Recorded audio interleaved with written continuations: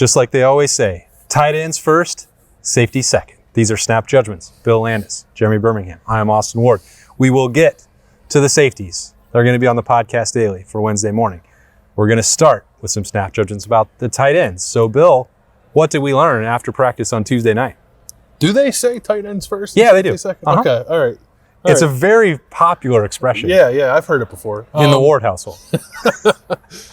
This is a group that I think kind of wants to be the tone setter for the offense. That's kind of what I picked up from them. Bennett Christian said they wanted to be the toughest position group on the team in the spring. Did not feel like they accomplished that. Thinks they're getting there this summer. G. Scott's talking about the mindset that the team has when it comes to running the football, and he feels like they're the ones kind of pushing that forward. It's great to hear. I think they need it, right? Jelani Thurman said something similar. Yeah, I think whatever G says is what the whole room is going to say. I think that much is evident by the dynamics in the room. But you like to hear it from the tight ends, right? I think that group probably did not do a good enough job of that last year, maybe the year before that. So if they're the ones that are kind of pushing that agenda, I think that's good. I think this offense is going to try to hang its hat on that. I think it's mostly offensive line driven, but obviously the tight ends have to be a part of that, and it seems like they're embracing it. I was looking around just to make sure that Cade Stover is not here to hear that suggestion that maybe the tight ends weren't as tough as they needed to be. I think they wanted to be.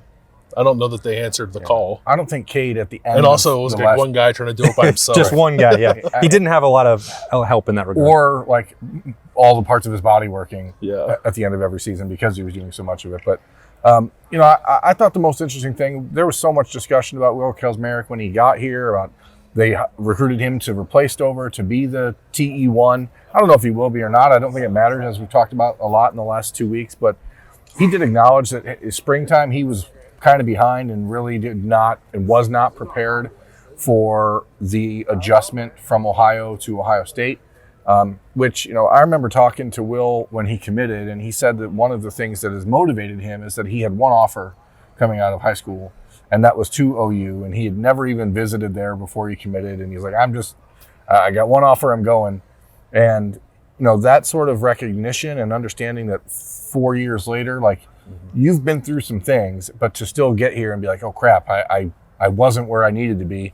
He says he is where he needs to be now, and that you can sort of sense the shifting confidence from him from when we talked to him when he got here and throughout the spring, just watching him out on the field when we have had the chance. So stock up on the tight end room, I think. It's always changing the show. It's the wrong show. Yeah, it's the wrong tight show. ends first.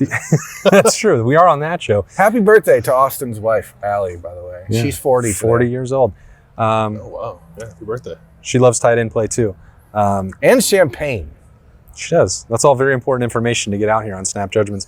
The last 8 months have been a pretty interesting journey for Will Kazmarek, where it's really concentrating, a long-term, multi-year sort of development plan into just a short period of time. Because we talked about this during spring, where it was like he was trying to zip through the learning curve and microwave it a little bit with all the extra time after practice. And I made the mistake of calling it extra time or extra work. And he was like, it's actually just work. I was like, I'm sorry. Cows don't take days off. Cows don't take days off. I should have known that is the mentality in the foxhole mentality for the tight ends. But he talked in December and January about testing himself and knowing that believing that he could play at the Ohio State level, that he didn't feel out of place, that the athleticism would translate, then actually going out and competing day after day against national title contenders, national title caliber defenses was not going to be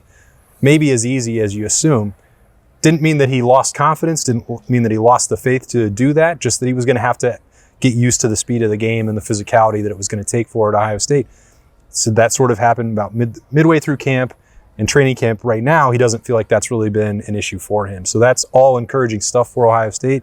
I do think that you're seeing him take on maybe some of the workload that would let him be tight end one, but we've made this point a lot of times that 30 to 40% of what Ohio State wants to do is going to be out of 12 personnel. So he doesn't have to do it by himself. And Ohio State has learned from the last couple of years with Cade Stover that you can't ask one tight end to do it all anyway. Yeah, no, they can't. I don't think they will. Actually, this could be, maybe it's just because I'm prisoner of the moment, but I was impressed with all the tight ends we talked to, including Patrick Gerd.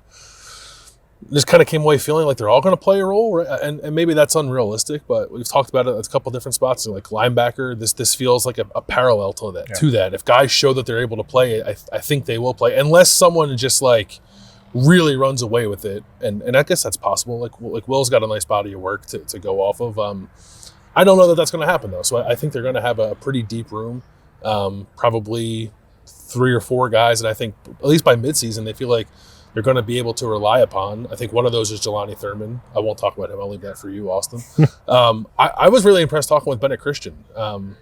We talked about it in the spring, like his perspective from missing last year, I think is aiding him through this camp. He's just sort of like not taking anything for granted.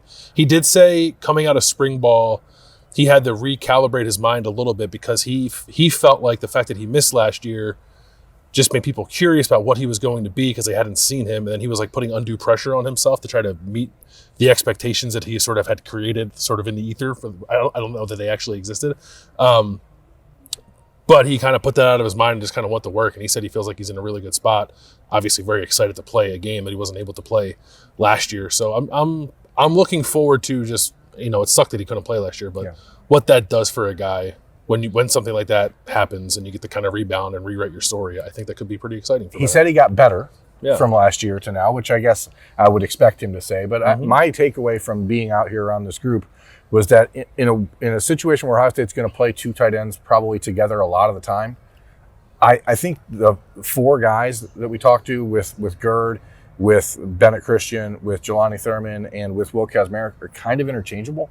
So I do think, to your point, Bill, I think that there's a situation where a lot of those guys can get reps in different ways. Mm-hmm. I think you can have Bennett Christian out there with Will Kazmarek or with G. Scott and they're all going to do certain things a little bit better. Bennett Christian is by far the best blocking tight end. He said he's been running through people's faces a lot. He's mad.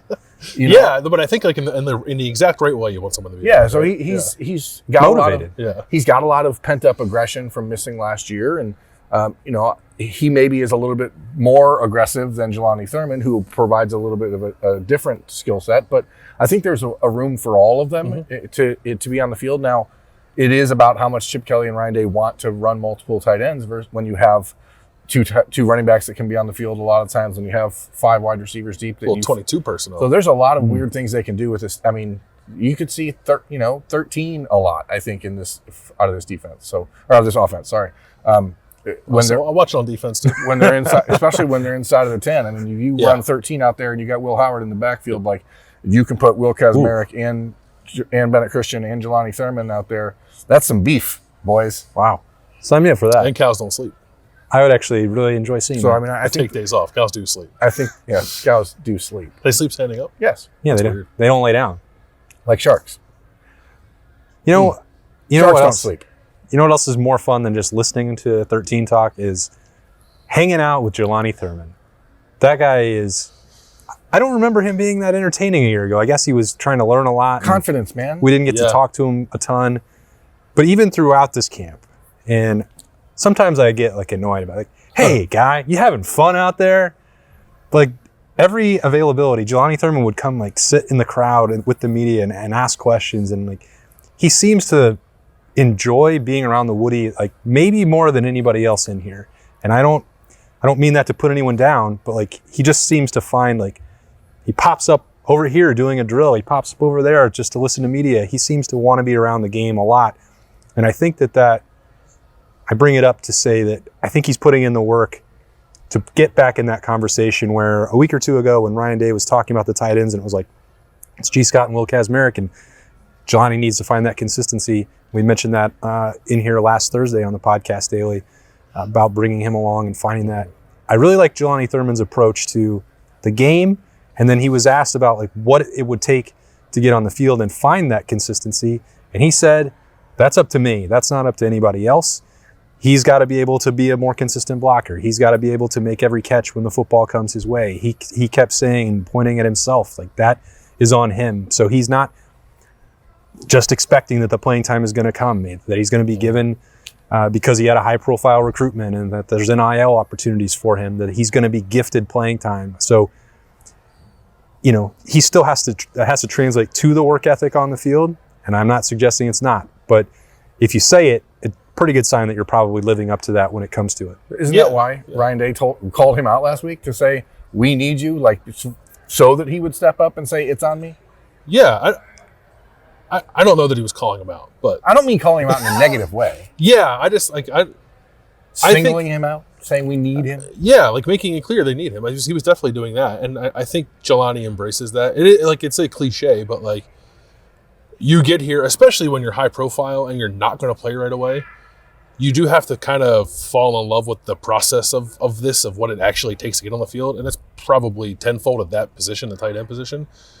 And I wouldn't blame Jelani if he had trouble doing that last year because he is physically very gifted and was physically dominant in high school. But I thought it was good to hear him say he had to kind of rethink it too, where like he didn't show up in high school that way, right? He had to work through a couple of years, and then junior and senior year, yeah, he was the man on the football field, and maybe that makes you feel like you're going to do the same thing immediately when you get to college. And obviously that didn't happen for him, but I think he kind of understands now what that path is kind of supposed to look like. So what's that going to mean in the fall? I don't know. I think he'll definitely play more than he played last year. Like I think we'll see him playing some high leverage snaps for this team. I want to make one thing clear about that. I don't want this to be interpreted wrong.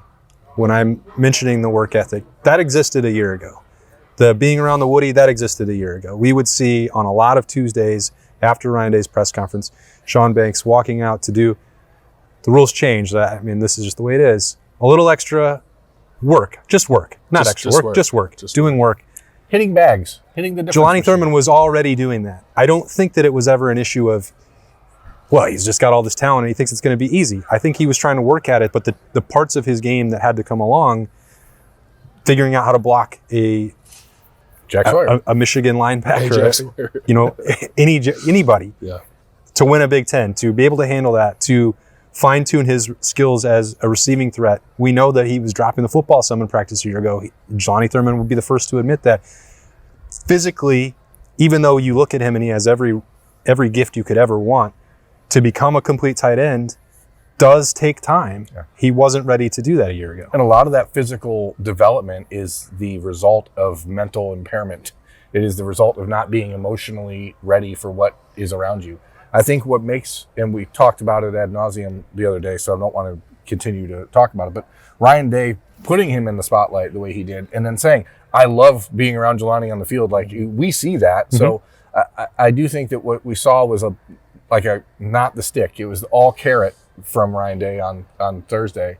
And asking Jelani about it today, I think it means a lot to him that he says, hey, my coach needs me. Yeah. And so when you get that message, when the head coach of Ohio State saying, we need you, it makes it a lot easier to say, shoot, I better step up, because if I don't, I'm letting down everyone else. And all the guys that he's out here being around and joking with and clowning with, all that stuff's fine and good. But if you're not doing what you need to do between these lines, then eventually people are going to grow tired of the game playing. Well, and Jelani said it himself. He said, if you're not able to do that, then they are going to find somebody else. Ohio State is not going to just wait around if Jelani Thurman can't take that on himself. Whether that's Bennett Christian, whether that's Patrick Gerd, whether that's, whoever. Ohio State is not in the business of being well, gosh, maybe we'll get him next time. There's too much urgency, and Jelani Thurman is the first person to admit that. Yeah, and you gave Jelani a ton of credit for, I think, putting himself in the position that he's currently in. I would also maybe give G. Scott a little bit too. They've roomed together the last 2 years in camp, and maybe the best thing I heard anyone say today was G. Scott saying he felt like every other play he was turning around telling Jelani to do the right thing because he was messing up on little details, and he just feels like he's had to do that far less during this camp. So that's an obvious sign of Jelani making that progress, but also an illustration too of what I think G. Scott means to this group. I don't know if he's going to play the most tight end snaps. My guess would be not, because I think Will Kacmarek will. Not to say that G won't play. He'll definitely play an important role, but maybe what he does for this team, or the more important things he does for this team and for the position group, will happen kind of in here, in the locker room, in the meeting room. Not to take anything away from him, but it's just very clear to me that everyone in that room looks up to G. Scott, which is kind of impressive given he didn't come here to play the position. No one thought he was going to be tight end. He's still transitioning, I think, after all these years of making that move. So I think he owns the position. He owns his leadership role. And it's pretty impressive. Is it good, bad, or indifferent that we're 13 minutes into this episode of Snap Judgments and we haven't mentioned Keenan Bailey yet? Does it matter? Or is the room taking care of itself? or are we just not giving him enough credit for stewarding the room to where it currently is? Because it does feel like I think it's in a much better spot than it was 5 months ago. And you'd hope that's just a byproduct of you'd hope so. The coach being able to just be narrowly focused on like Kevin Wilson was doing coordinator stuff and tight end stuff, and now you just have a guy who's focused on all tight end. I think all of that praise is wrapped up in he's the unit leader. Like if I'm standing here right now and I think that Ohio State's tight ends collectively are in a better position to help Ohio State than I would have thought going into camp, then that's an admission that Keenan Bailey is doing something right. Now we're going to find out in a week and a half if they're really ready, or maybe even, much longer than that. Iowa, maybe that's the true barometer of that. But like wrapped up in all that, are you overlooking Michigan State? I know you're not overlooking Michigan State. I am overlooking Michigan State. Got me cooked. All that is wrapped up into the position coach. I think we don't have to. There's not like a difficult position decision, depth chart decision to break down where it's like, well, this is on you to handle this. Like, if we think that the collective tight end group is what it's going to take to get the job done, like all of that embodies like Keenan Bailey. Yeah, and he deserves a lot of the credit for getting G. Scott to where he is, and a lot of the credit for bringing Will Kazmarek along. So I just want to make sure we're not like ignoring the work he's done. And what I think he's done, which is really smart, he did it last year with Cade Stover when he had Stover out here running routes with him and the wide receivers in the summer before. You mentioned that Sam Wiggles was here doing some workout stuff and that he was working with Will Kazmarek. And so like finding these guys that are really, really excellent route runners. I mean, they made Cade Stover into a third round pick. So third or fourth, can't remember. Whatever. He's going to be he's making a decent chunk of change. Yeah, he's going to play in the NFL for a long time. For a kid that played tight end for 2 years, really. So, and that was a lot of Keenan Bailey's work. It had very little to do with Kevin Wilson's work. So, I think that maybe I don't want to go the whole show without mentioning that Keenan Bailey's doing a fine job. With this group. You got it in right before the deadline on Snap Judgments here, and you're welcome, America. That's all the Tight End Tuesday talk that we can squeeze in. Actually, we could do way more, but we'll end it right now so that you can go on with the rest of your day and get ready for the podcast daily when we're going to talk about the safeties. It's Bill Landis and Jeremy Birmingham. I'm Austin Ward. We'll talk to you then.